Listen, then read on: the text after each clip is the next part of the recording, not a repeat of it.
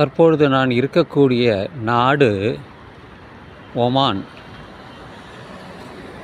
Muscat நகரத்தில்தான் நான் நிற்கிறேன். இங்கே அல்கொயர் என்ற இடத்தில்தான் ஒரு ஃப்ளாட்டில் இருக்கிறோம். வருடம் 2000 2002, அதற்கு பிறகு ஒரு 6 மாதம் நான் குவைத் நாட்டில் வேலை பார்த்தேன். PIC பெட்ரோகெமிக்கல் இண்டஸ்ட்ரீஸ் கார்ப்பரேஷன், அதில் லெபரட்டரியில் தான் நான் வேலை பார்த்தேன். அதில் பலவிதமான டெஸ்டிங் இருந்தது. அதெல்லாம் ஒரு பக்கம் இருக்கட்டும், அதை பற்றி நான் வீடியோலாம் பண்ணியிருக்கேன். இப்போ நான் குவைத்தில் இருக்கும்போது அரபு மொழியை நான் கற்றுக்கிட்டேன். ஒரு புக்கை வாங்கி,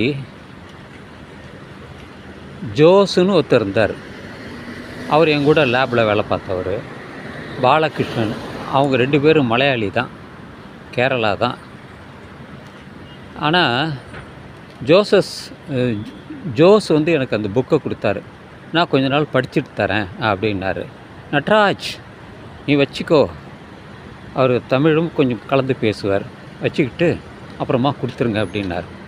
அப்போ நான் அது அந்த ஒவ்வொரு எழுத்தாக தெரிஞ்சுக்கிட்டேன். இந்த ஆல்ஃபபெட்ஸ் எல்லாம் தெரிஞ்சுக்கிட்டேன். அதை கூட்டி படிக்கவும் தெரிஞ்சுக்கிட்டேன். சிலர் பேசுகிறத வச்சுக்கிட்டு அப்போவும் அதெல்லாம் எனக்கு சில வார்த்தைகள் இப்போவும் எனக்கு ஞாபகத்தில் இருக்குது. என்னால் எளிதாக சில வார்த்தைகளை படிக்க முடியும். எல்லா அப்படின்னா வான்னு அர்த்தம், தாக்கல் அப்படின்னா உள்ள வான்னு அர்த்தம், பர்ற அப்படின்னா வெளியே போன அர்த்தம், மர்ஹபா அப்படின்னா அது வணக்கம்னு சொல்லலாம், வாழ்த்துக்கள்னு சொல்லலாம். அவங்க அப்படி தான் சொல்லுவாங்க.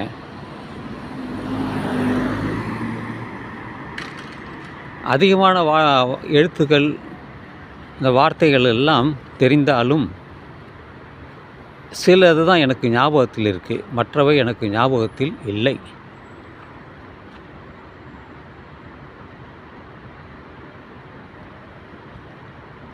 எனக்கு சாகுல் ஹமீதுன்னு ஒருத்தர் இருந்தார். அவர் நல்ல ஒரு 6 அடி உயரம் இருக்கும். ரொம்ப பிடிக்கும், அவருக்கும் என்ன பிடிக்கும், என்னையும் அவருக்கு பிடிக்கும். அவர் வீட்டுக்கே என்னை அழைச்சிட்டு போனார். நட்ராஜ், வாக்கிங் போகலாமா அப்படிம்பார். சலீம்னு ஒருத்தர், அவன் சின்ன பையன், அவன்லாம் என்கிட்ட நல்லா விரும்பி பழகுவாங்க எல்லாருமே.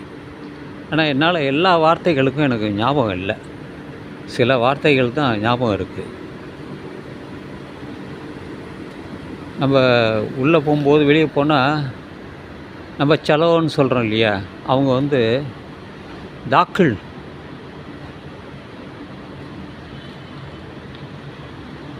நம்ம அத்தை இத்தை அப்படிங்கிறது போல் அவங்க அந்த வார்த்தைகளும் யூஸ் பண்ணுவாங்க. ஏதா, ஹதா ஹாதா, ஹாதா ஹாதா அப்படிங்கிற வார்த்தையை அடிக்கடி சொல்லுவாங்க. ஹாதா அப்படிங்கிற வார்த்தையை அடிக்கடி சொல்லுவாங்க, ஹாதா அப்படின்னு. அதில் ஃப்ரான்சிஸ், சிரியா நாட்டுக்காரர், எனக்கு ரொம்ப பிடிக்கும். அவருக்கும் என்ன ரொம்ப பிடிக்கும். அவர் வீட்டுக்கெல்லாம் என்ன அழைச்சிட்டு போனார். அவருடைய மகன் இருந்தது, ஃபேமிலியெலாம் இருந்தாங்க.